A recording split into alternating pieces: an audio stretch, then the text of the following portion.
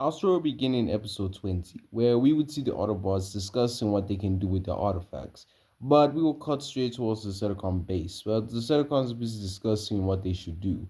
And Megatron is absolutely livid that Starscream and Soundwave allow the Autobots to basically grab the artifacts. But Starscream will say something interesting. He's like, but Master, there were so many wreckers. We couldn't do anything. And Megatron's like, Starscream, you are one of the most cowardly Decepticons. You make excuses. You always make the dumbest decisions ever. So I don't want to hear anything from you, but it does make sense. You can't really do anything against Wreckers. Sunwave, sure, he can do something, but he'll be outnumbered and he will probably lose. So I don't blame Sunwave, but I bet you didn't hesitate to leave him to die. And here on this makes Starscream like, well, to be fair. But then Six Shot's like, well, to be fair, Lord Megatron, the Autobots did divide and conquer, so we didn't really stand much of a chance. Besides, with Optimus's blade, the Vortex blade, the power with the power to control time and space, does it really matter? Because at the end of the day, we would have still got one shot and all that. And here on this, Megatron is like, fair enough. Scrap. I need something. And here on this makes Sunwave walk up towards Megatron and inform him about the parts of the Harbinger. The first part of the Harbinger and the second part of the Harbinger. And he would say a lot of things and he says that Starscream knew about them. And Megatron looks at Starscream with a face of, you knew about them and you didn't bother going to those locations to grab any useful artifact or any useful tool. And you know this makes Starscream like to be fair, Master, I was realizing can't really come up with an excuse because honestly, what was Starscream really doing? He could have grabbed the immobilizer a long time ago. Like, let's be honest, Starscream is smart, but most of the time he's an idiot. And Megatron just walks up to Starscream and punches him straight in his guts and he says, "You are just a stupid fool. You are an idiot, Starscream." As he grabs him by the neck and slams him on the ground, as he's just pissed off that Starscream didn't bother getting something. And just shaking his head, he's like, all right. Okay, we need to split up into teams to go grab the whatever inside those two parts of the Harbinger. Me and Six Shot along with Double Deal will go, while you, Soundwave, Breakdown, Knockout, and a bunch of Veocons go. And I'm also gonna bring a few Veocons because if Optimus comes, I'm gonna need a lot of defenses. And pretty much the Decepticons decided to split up to get the parts of the Harbinger. Well, oh sorry, not the parts of the Harbinger. The things that are inside. The first part of the Harbinger obviously has the immobilizer. As I'm switching it up because to be fair, it made no sense that the first part didn't have the mobilizers because to be fair, it would have been more nice if like we had a two-part mission where the Autobots go to grab the mobilizer and the proforms. But let me shut up and let's continue. Now, pretty much the first part of the Harbinger, the Decepticons are going there, breakdown, knockout, Soundwave, and Starscream. They are going there. While the second part is just Megatron, no, Six Shot, and Double Dealer. And pretty much the Decepticons pretty much just split up. Now, of course, Megatron is just wondering what the second part of the Harbinger holds. As he knows the first part has the mobilizer, as Sunwave does mention it, as Sunwave does know a bit because to be fair, in the original, I don't know why Sunwave never told Megatron. Matter of fact, I don't know why Arachnid knew before him because she came to Earth later, so it made no sense. But you know what?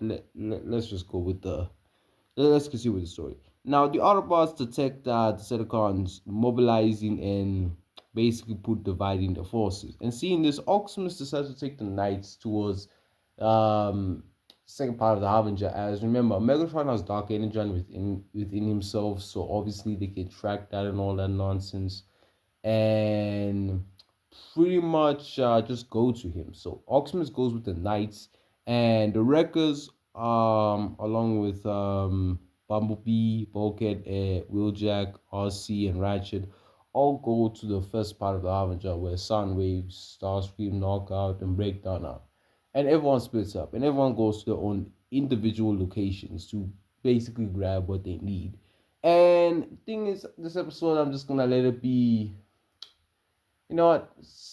I, I will go with the first team, which is going to the first part of the Harbinger, which is you know what? Let me say Ironized squad. You can say Ironized team, and yeah, they pretty much go towards the first part of the Harbinger, and they would see a bunch of Viewcons, and Ironite cracks his neck, and he's like, "All right, now I've been itching to shoot something." Looking straight at his buddy Ratchet, he's like, "Ratchet, you ready?" And Ratchet looking at him like, "To be fair, my guns are a bit rusty, but I'm ready, old friend." As he orders everyone to quickly attack, and the Autobots just start coming in guns blazing, as even Perceptor's there. Everyone comes in guns blazing, and at the end of the day, I can't lie, the Decepticon Viewcons get absolutely cooked. They get absolutely dominated. They got demolished. These guys got thrown around and got ripped apart easily. As to be fair, they're fighting mostly wreckers. Most of the Autobots are wreckers there.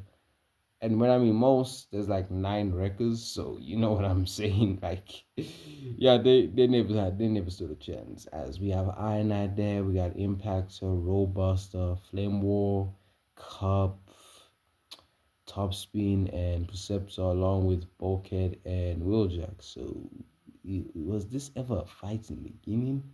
No, this was a slaughter, and it's pretty much that. It's just a slaughter, and left and right, the Decepticon Viewcons got slaughtered and killed easily, and pretty much, Ironite and Impactors decided to go together down the first part of the Harbinger, along with a few other parts such as RC and Bumblebee, who joined them, while the rest just handled the Viewcons. And Ratchet also comes. Yes, yes, yes. Ratchet also comes because to be fair, we mostly just need these ones: Bulkhead, Wheeljack, Flame War, Cup, Robuster, Top Spin, and Perceptor. Yeah, they're the only 7 Autobots to stay behind and hold off the rest of the Viewcons.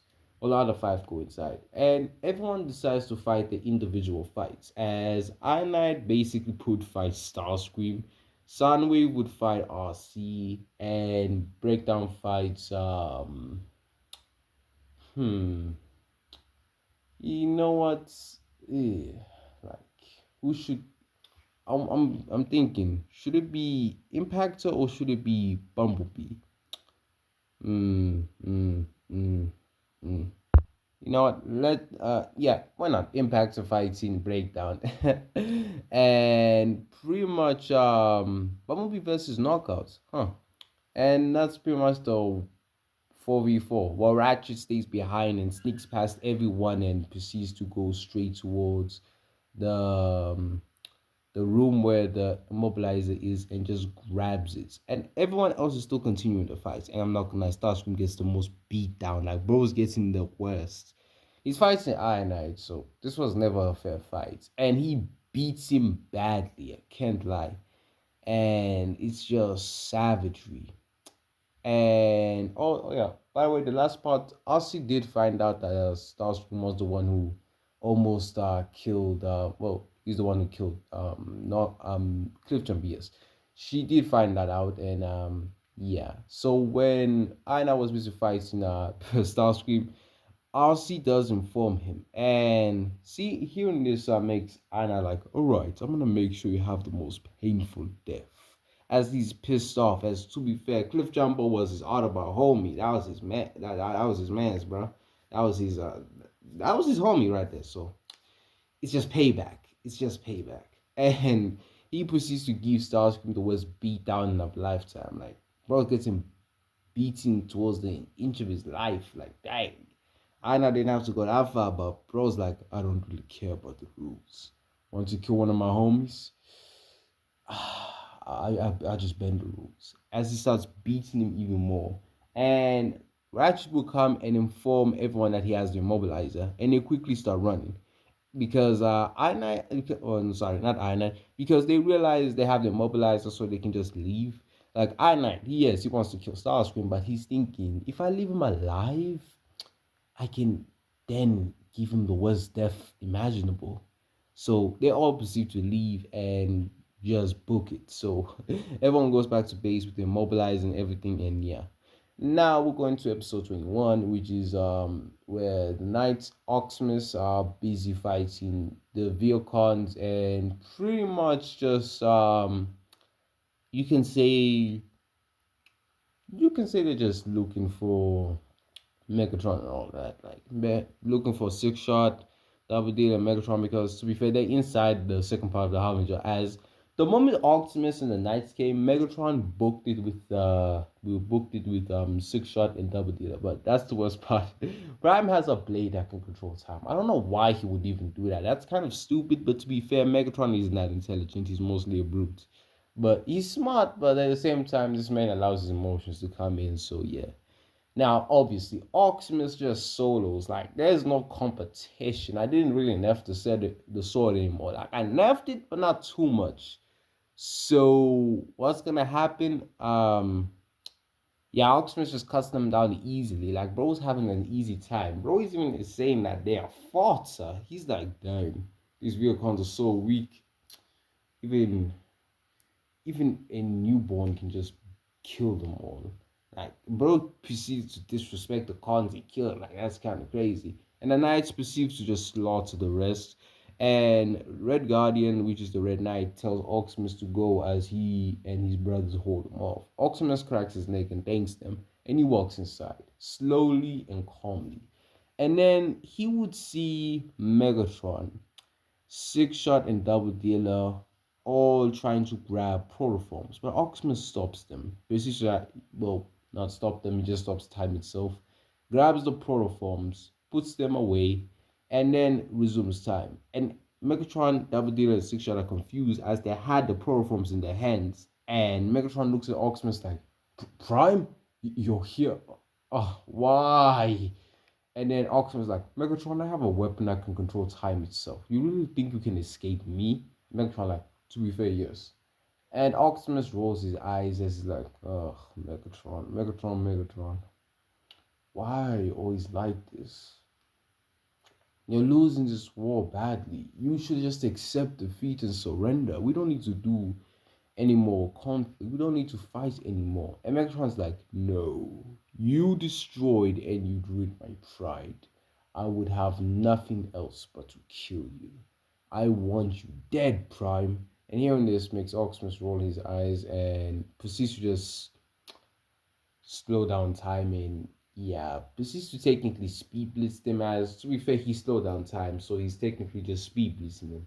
I mean to be fair, if you have the power to slow down time and you're just walking or running towards the person, they will look like it will look like you're speed blitzing them. I'm not gonna lie. Like to be fair, that's how people would see it.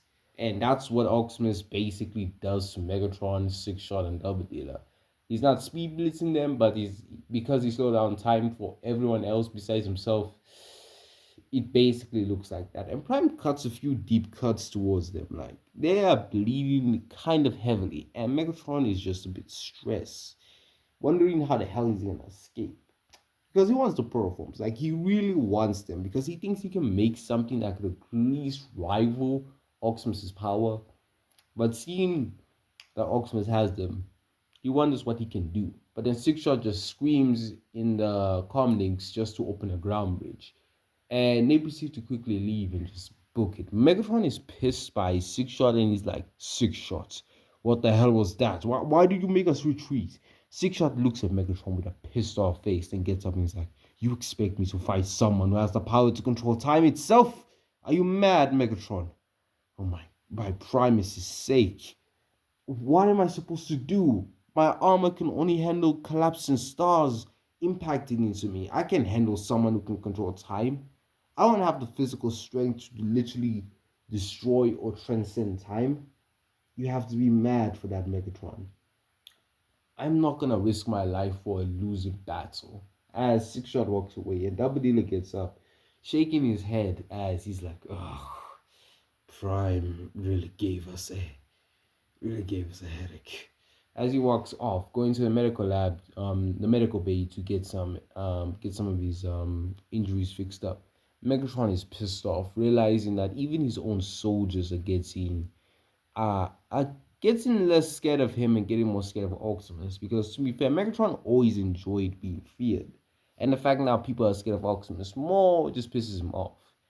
Because it actually does make sense now. And honestly, I'll laugh at this.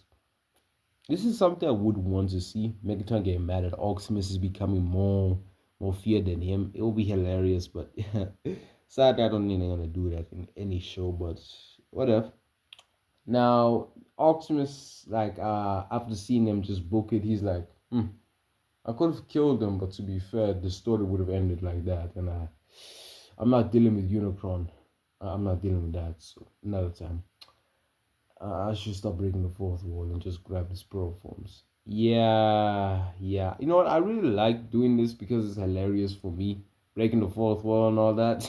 It's hilarious. Like, to be fair, like seeing the character, like me basically just like seeing a character break the fourth wall is hilarious. It's just funny to me. That's why I'm always doing this. But hey, let's continue. Optimus sees the five pro forms and looks at them and thinks to himself, what can we do with them? And I already have plans for this. Like, oh my gosh, what I have plans is insane. Oh, like what I have plans is insane. Everyone is gonna be surprised who I'm gonna be adding. All of you are gonna be surprised for every single what if that's coming out soon. Like I can't lie. Yeah, I'm busy with a few projects. This is why I haven't been posting for a bit, and also want to apologize that I didn't really edit this video properly. Yeah, I'm sorry about that, but this is the last video that like, I won't edit properly. Like this is the last video, as I was quite busy with other projects and all that. But let's continue. Now, Optimus proceeds to grab the pro forms and proceeds to basically walk out of the harbinger. And before like he gets out, he stops and turns back and looks at something. He sees that's what the hell was that thing? That's my, my bad, everyone. Like I'm kind of forgetting. What was it? Like Starscream had a device in season two that allowed him to open up ground bridges.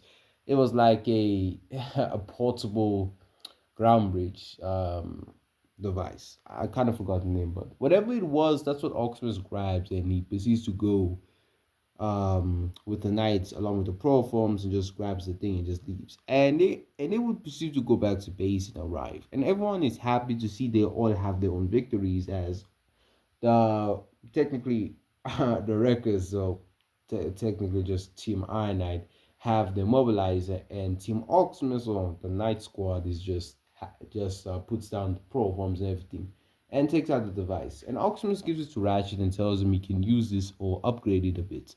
And Ratchet thinking, that would be nice. And yeah, pretty much that's how episode 21 would end. But yeah, now we'll skip to episode 22, where it's basically like episode 21, like the original in the original Transformers Prime, like where they go to get that cylinder for Inseth Energon and all that. And yeah, so pretty much how would this story go? Basically like this. Optimus technically goes solo. Like bro says it like, to be fair, I don't really need all your help, so I'm just gonna go solo for a bit, you know what I'm saying? Optimus basically kind of being a bit arrogant because honestly, the man has a sword that can stop time and space. Like, who's gonna argue with him? Everyone looking at him like, yeah, yeah. And I'd saying Prime got a lot more cock here, but I don't blame him. And Optimus goes by himself, grabs the cylinder and everything. Things I'm not gonna bother with you and with the details of the fight. The fight is just quick and short. Like Prime just stops time, goes straight, grabs the cylinder, comes back, and Ratchet just starts using the well, no, not using. He starts decoding like everything, and he finally manages to open up the cylinder and find out what's inside. Inseth on sorry, Insetheth energon formula, the formula, and he starts working on it along with Perceptor, and Optimus even starts helping out a bit. As to be fair, he can just stop time just to learn a bit, so it's fine. And pretty much the entirety of the episode is just focus on them just trying to figure out the formula and all that. Optimus grabbing the cylinder and everything. And yeah, pretty much it's just a chill episode and all that. But yeah, that's how episode 22 would end, and this is how I'm gonna end this part. I hope you guys liked it, enjoyed it, and I'm really sorry that I didn't edit this video properly. Uh, this was the last video. Like, I'm not gonna be editing properly. Like, it's the last video that you'll ever see like this. So yeah. But I am sorry to all my old viewers and to my new viewers that I didn't edit it properly. But I was a bit busy, so yeah. But you guys shouldn't be stressing much. And this goes to my first subscriber. You're gonna be seeing you're gonna be seeing your character that you suggested to me in What If Tailgate Survive. You're gonna be seeing that character very soon in part 7 of What If Tailgate Survive. But peace.